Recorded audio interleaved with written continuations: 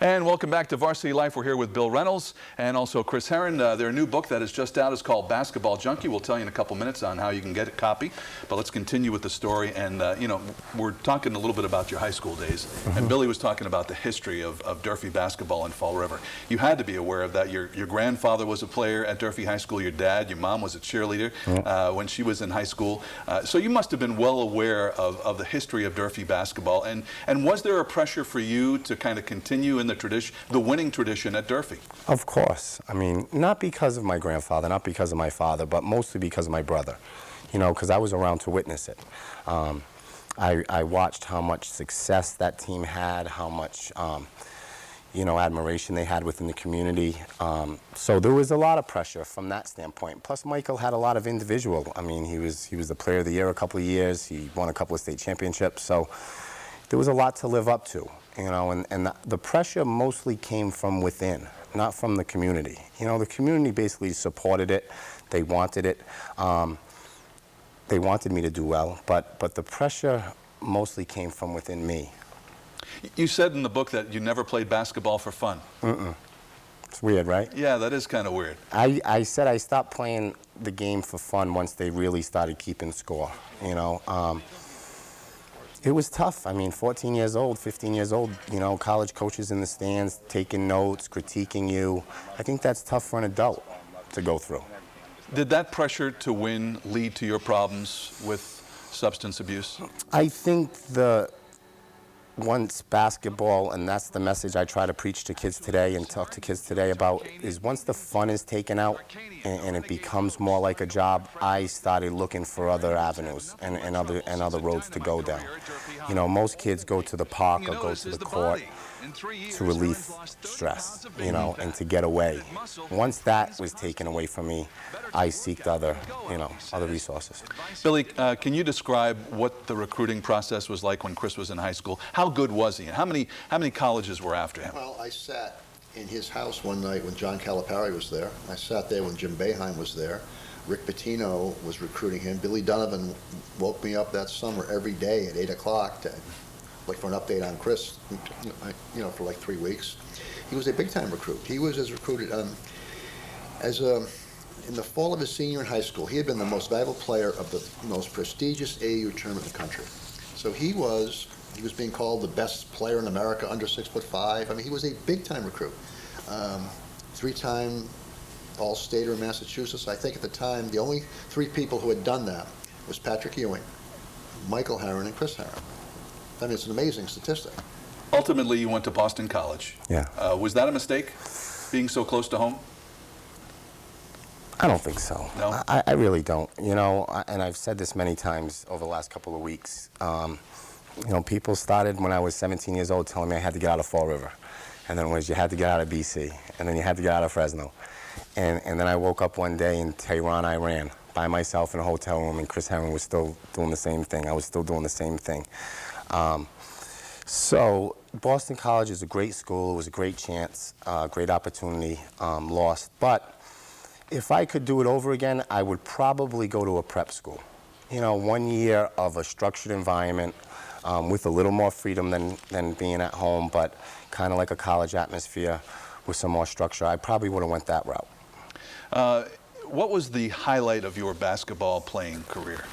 High school, college, pro? What is there one shining moment that you take away? You know, I had a lot of shining moments. I really did. My highlight of my basketball career was sitting in the Boston Garden, the Fleet Center, watching my son watch the Celtics. You know, that's the highlight. Yeah, it's funny how that works, huh? Yeah, right. You know, as much as you've been through and as many great moments as you've had now, it's all about the kids, and you've got 3 of them now. Yeah. So tell me, what is this next chapter of Chris Herren's life? What are you doing now? Well, right now I'm running a company that I started about 2.5 years ago. It's called Hoop Dreams with Chris Herren. We run basketball camps, we run private clinics, individual training. It's just, it's a great place for kids to come and work out and learn basketball. It's an extremely tough workout, but kids are committed. but I also emphasize there's a bigger mission behind it, and that's to keep this game fun for them and keep kids interested. You also do some motivational speaking? I do. Yeah? I do a lot of that. I go around and travel at different schools, colleges, or whatever. And that's been an amazing experience. You know, you never know who you're going to reach, what email you're going to receive after you're finished. So it's, life's good. Who's to thank for getting you on the right road here? Who's to thank? My wife. My wife is a huge part in it. God is a major factor. There's a lot of people to thank. I have so many people to thank. But most importantly, my wife, she kept the family together. I have 3 beautiful kids, and when I was out there doing my thing, she held the fort down, and when I decided to get sober, she was still there, so I still have that blessing and that opportunity to be in my family's life. Unbelievable. Yeah, you Billy? said before, Frank, you said it's a basketball story and an addiction story. Mm-hmm. And I would say it's also an amazing recovery story. And it's an amazing love story.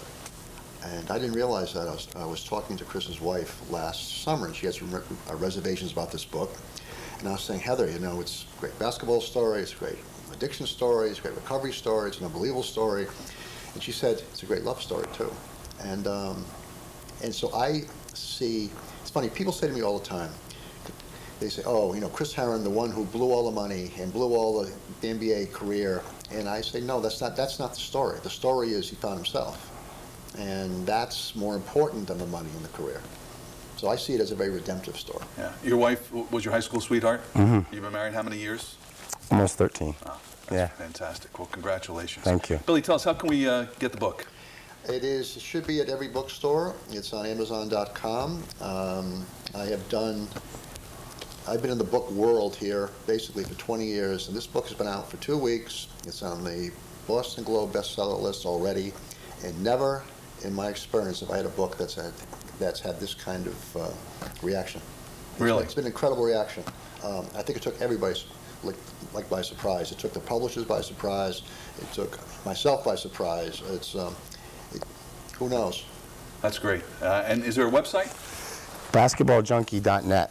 There's a website where you can get more information on it, and you can purchase the book. But like Amazon, Barnes & Noble's, Borders, the local independent stores in Providence, Books on the Square. That's great. Best of luck with it. Yeah. Much continued success. Always good. Billy, great job. Thank you, Frank. Thanks for stopping by, guys. Yeah. All right, we have more Varsity Life coming your way right after this. Coming up, we head to North Kingstown to hear about the devastating health news served up to one tennis player, but he's on the road to recovery. Then we'll check out our game of the week, where the Portsmouth Patriots were on a mission to knock off the king of the mountain, the LaSalle Rams. And of course, you won't want to miss our top 5 plays of the week. They're spectacular. Hi, we're the Bags, New York.